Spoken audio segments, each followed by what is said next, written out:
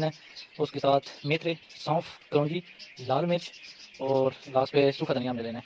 इन सब चीज़ों का हमने मिक्सचर सा बना लेना है और जो आम कटवाए हैं ये मिक्सचर उन आमों में मिक्स कर देना। ये मिक्स हो गया, अब इसे इस बर्तन में हम डाल देते हैं। कोई भी जार ले लें आप। आज दूसरा दिन है और ये देखें इसमें पानी, आप देखें ये जो नमक इसमें ऐड किया था ये उस वजह से आम का जो पानी है वो निकल गया। अब ये पानी हमने निकालना है और इसमें सरसों का तेल ऐड करना हमने। बस ये पानी इसमें से निकल गया, अब ये वापस इसमें डाल देंगे। ये सरसों का तेल इसमें ऐड कर देंगे।